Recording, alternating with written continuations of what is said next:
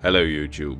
Of all creatures to encounter in Cyrodiil's wilds, one of the strongest by far is the mighty Ogre, the scourge of Cyrodiil's caves and hills. Now, the Ogres, just as many other things in the Elder Scrolls universe, actually have a quite long and rich backstory. So, let's roll the intro and let's talk about the lore of Tamriel's Ogres.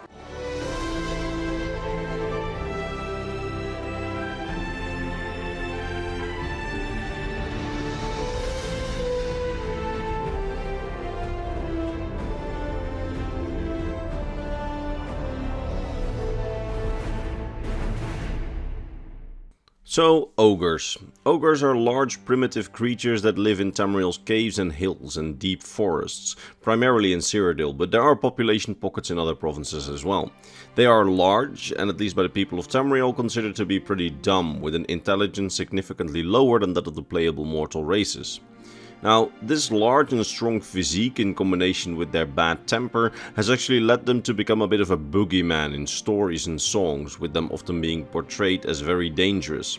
And with good reason, because they are far stronger and bigger than your average mortal, although they tend to be a little weaker than giants from what we can tell. Now, they primarily live high up in Cyrodiil's hills, in the deepest parts of some forests and in its caves out in the wilds, but also often close enough to settlements in order to raid them for food and supplies, and with food there I mean humans, elves, Argonians and Khajiit, as often ogres will eat the playable races. But we know that they also hunt for and eat wild animals. I mean, they essentially see humans, elves, Argonians and Khajiit as just another animal to eat. And we even know that their bodies can also process plant-based food, which is pretty interesting. But I felt like mentioning the fact that they eat the playable races of Tamriel during raids is actually something that I should mention and highlight. Now, this raiding of villages and settlements is actually quite similar to what goblins do, and that behavior is not where their similarities to the goblins end. In fact, in terms of looks, they mostly look like big, oversized goblins, with bluish or greenish skin and long pointed ears. In fact, a lot of scholars on Tamriel seem to think that they are actually related to the goblins, dubbing them a kind of goblin kin. And we have many examples of goblins and ogres teaming up and even forming mixed tribal societies, where often the ogres, seeing as they are stronger than the goblins, take up leadership positions, with there often being an ogre chieftain and other leaders, with many goblins following their leadership. Now, this actually points to a quite interesting little side note, as we don't know whether or not ogres have a language of their own, but what we do know is that goblins have their own language, and with ogres taking a leading role in their society, I would assume that this means that ogres can also speak the goblin language, and considering that goblins can actually learn the common Tamrielic language, at least somewhat, it could mean that ogres are also able to speak Tamrielic, so the regular common language, as they seem to mostly be on a similar level of intelligence to goblins. And we even have some evidence that at least some of them are able to read, but the whole speaking part was speculation, as we have no examples of ogres ever speaking a language in any of the games, except for using some grunts, which may actually have just been a deeper voiced version of the goblin language as heard by someone who does not know the goblin language, but again, that's speculation. Now, what's not speculation is that they don't always live together with goblins. In fact, it's far more common to come across a regular tribe of ogres, which is only comprised of ogres and is led by a chieftain and often having some sort of shaman with them as well, who actually seem to have access to the same kinds of magic that goblin shamans have access to. And it sometimes seems even more powerful magic, or at least a little bit more powerful magic than the goblins.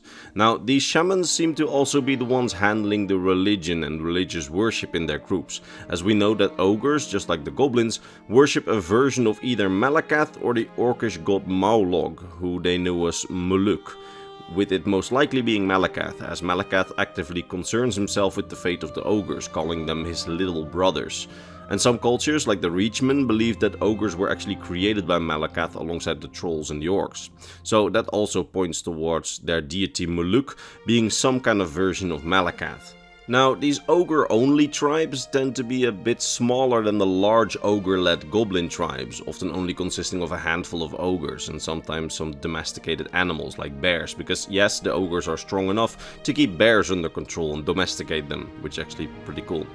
Now, these smaller ogre tribes seem to live a kind of nomadic hunter-gatherer lifestyle, living in places relatively close to settlements of the mortal races of Tamriel to raid them, only to then likely find a new place once they destroyed or completely exhausted the settlement. From what we can tell, ogre tribes don't seem to carry much stuff around when they have to move. As far as we can tell, tribes that only comprise of ogres don't tend to make buildings or tents, and very few of that which they do have seems to be taken with them. As while some ogres use weapons and wear primitive armor, most of their other things that they possess and make seems designed to be left behind. Like for example, they tend to have some fun with the bones of the ones they eat and make decorative piles of bones for their lairs, which I don't imagine they take with them when they move to the next spot. But that isn't the only type of fun that ogres can have with the bones of those they just ate, as they are also known to turn human bones into musical instruments, which sounds like jolly fun. Now, that being said, there seems to be several different types of ogres. In fact, in different areas of Tamriel, there are different types of ogres. In Cyrodiil you can find the regular grey-greenish ogre, while in Northern High Rock you can find the bluish-skinned snow ogres, who are also said to be a little bit more intelligent than their green cousins from the south, while also mastering more advanced magic. Now, the history of the ogres is actually quite vague and obscure. While we have several incidents in history where ogres played a part from the Meretic era all the way to the 4th era, there aren't that many things that can be said about them as a race altogether, other than that they have long since inhabited Tamriel and that they may have been there since before even the elves landed on Tamriel, just like the goblins.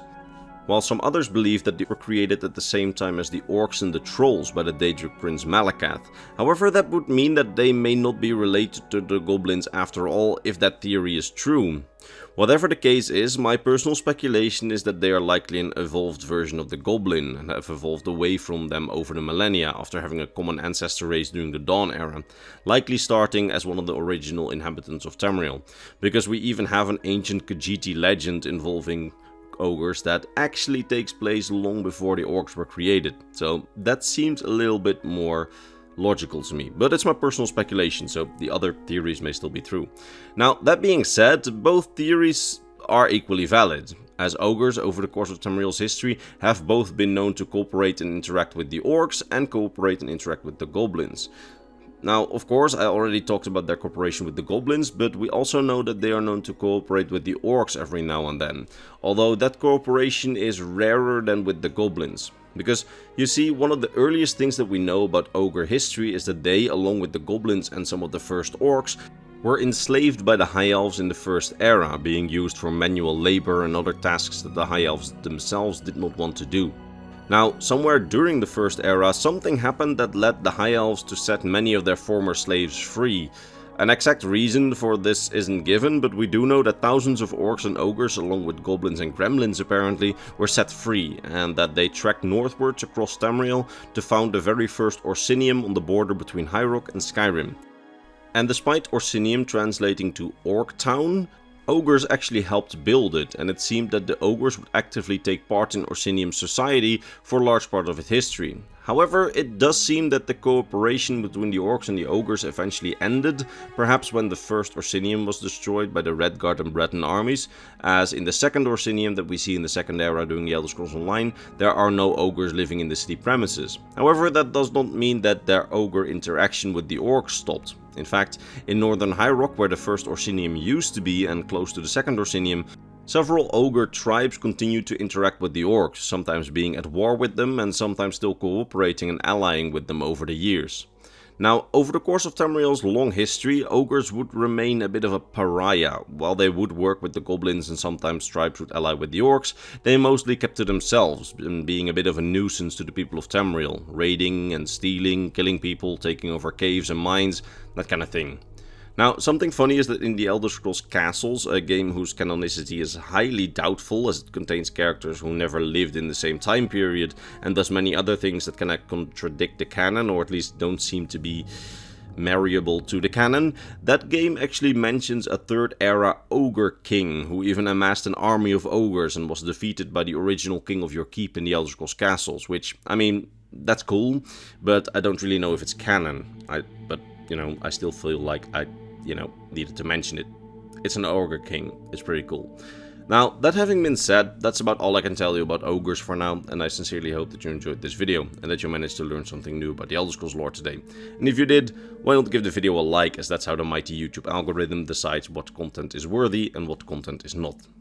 And now, all that remains for me to be done is to vocally thank my top Patreon supporters, Mr. Bernardo Binda, Gabriel Binda, His Soul, King Chris 20, RB Dash, Steve G, Volkure of Argonia, Rakai, Sword of Bushido, and Mr. Christmas. These wonderful people, along with all the other people on screen, so my Patreon subscribers and my YouTube members, make my weekly videos possible, and for that I am very grateful. That being said, I will see you all in the next lore video. Bye bye.